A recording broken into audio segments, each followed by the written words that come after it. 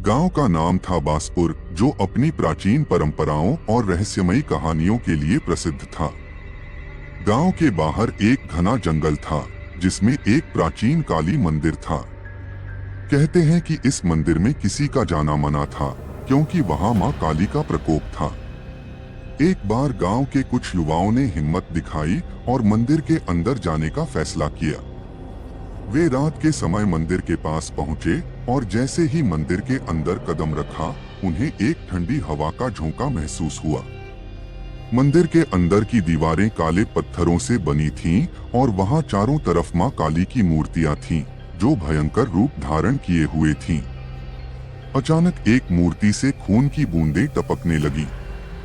युवाओं में से एक ने डरकर भागने की कोशिश की, लेकिन उसके पैर जड़ हो गए। तभी एक तेज आवाज आई, कौन है तुम लोग? यहाँ आने की हिम्मत कैसे की? सभी डर से कांपने लगे। उस रात के बाद से गांव में अजीब घटनाएं होने लगी। जिन युवाओं ने मंदिर में कदम रखा था, वे धीरे धीरे बीमार पड़ने लगे। गांव के बुजुर्गों ने कहा कि यह काली मां का प्रकोप है। उन्होंने सुझाव दिया कि मंदिर में विशेष पूजा का आयोजन किया जाए। गांव के लोग एकत्रित हुए और पंडित जी से सलाह लेकर विशेष पूजा की तैयारी करने लगे। पूजा के लिए विशेष सामग्री लाई गई और मंदिर को फिर से सजाया गया। पूरे गांव में भय का माहौल था, लेकिन सबने हिम्मत जुटाई और मां काली से क्षमा मांगने का निर्णय लिया।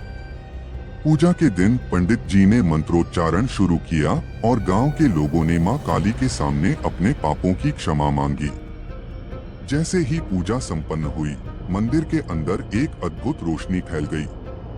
पंडित जी ने कहा कि मां काली ने उनकी प्रार्थना सुन ली है और अब उनका प्रकोप समाप्त हो जाएगा।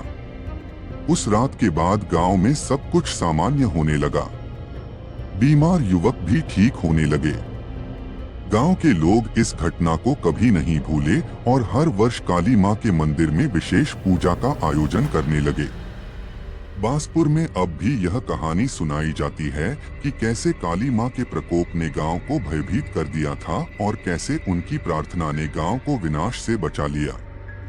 इस कहानी से यह सीख मिलती है कि हमें अपने परंपराओं और धार्मिक स्थलों का आदर करना चाहिए और अंधविश्वास से परे होते हुए भी अपनी संस्कृति और मान्यताओं का सम्मान करना चाहिए।